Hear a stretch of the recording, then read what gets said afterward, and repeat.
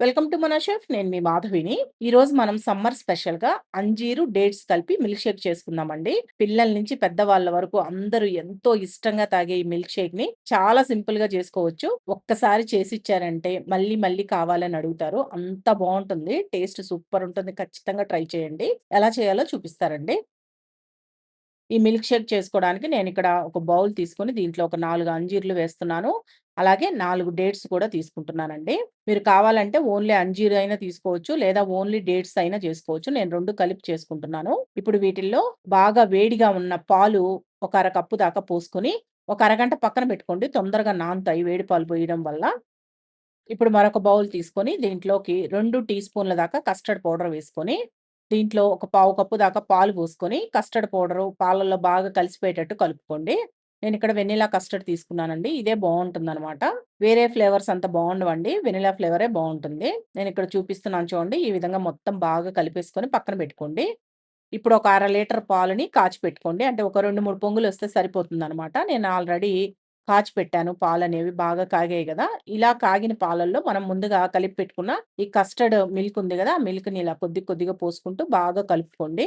ఈ custard milk పోయడం వల్ల ఇలా కలుపుతూ ఉంటే మీకు చిక్కబడుతూ వస్తుందనమాట. ఫ్లేమ్‌ని లో ఫ్లేమ్‌లో పెట్టి ఇలా కలుపుకుంటూ ఒక 4, 5 నిమిషాలు మరగనివ్వండి. కస్టర్డ్ మిల్క్ అనేది కొద్దిగా ఉడుకుతుందనమాట. అందుకని ఒక 4, 5 నిమిషాలు లో ఫ్లేమ్‌లో ఉడికించండి. నేను ఈ కస్టర్డ్ మిల్క్‌లో షుగర్ వేసుకోలేదు. మీరు కావాలి అంటే ఒక టేబుల్ స్పూన్ షుగర్ వేసుకొని కలుపుకోండి. ఇప్పుడు ఒక 4 నిమిషాలు ఉడికిన తర్వాత మీకు ఈ విధంగా ఇంకొద్దిగా చిక్కబడుతుందండి. ఈ విధంగా చిక్కబడిన తర్వాత స్టవ్ ఆఫ్ చేసి, ఈ పాన్‌ని కిందకి దించేసి బాగా చల్లారనివ్వండి. ఫ్యాన్ కింద పెట్టండి తొందరగా చల్లారిపోతుంది. ఇప్పుడు ఆ కస్టర్డ్ మిల్క్ చల్లారేలోపు ఏం చేస్తారంటే, ఆల్రెడీ మనం నానబెట్టుకున్న ఈ అంజీరు, డేట్స్ ఉన్నాయి కదా! వీటిల్ని పాలతో సహా మిక్సీ జార్‌లోకి తీసుకొని మెత్తటి పేస్ట్ లాగా గ్రైండ్ చేసుకోండి. మీకిలా పేస్ట్ లాగా వద్దు అనుకుంటే అంజీర్‌ని, డేట్స్‌ని క్రష్ చేసైనా వేసుకోవచ్చండి. అలా అయితే తాగరని పిల్లలు నేను పేస్ట్ చేశాను. ఇలా పేస్ట్ చేస్తే తెలియకుండా ఉంటుంది. టేస్ట్ బావుంటుంది. పిల్లలు ఇష్టంగా తాగుతారనమాట. ఇలా గ్రైండ్ చేసుకొని పక్కన పెట్టుకోండి.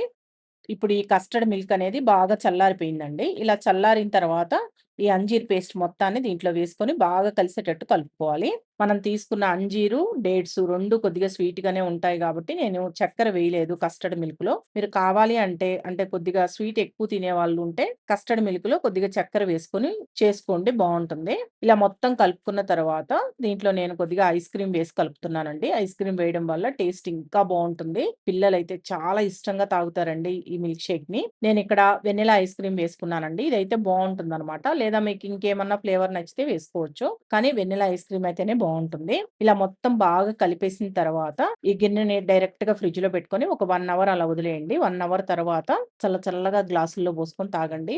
భలే ఉంటుంది టేస్ట్ మటుకు. ఇంకా చూడ్డానికి బావుండాలంటే ఇలా గ్లాసుల్లో పోసుకున్న తర్వాత పైన కొద్దిగా ఐస్ క్రీమ్ వేసి డ్రై ఫ్రూట్స్‌ని సన్నగా కట్ చేసి వేసి ఇవ్వండి.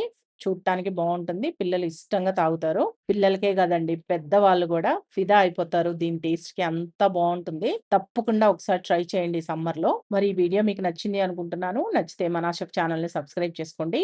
లైక్ చేయండి, షేర్ చేయండి, కామెంట్ చేయండి.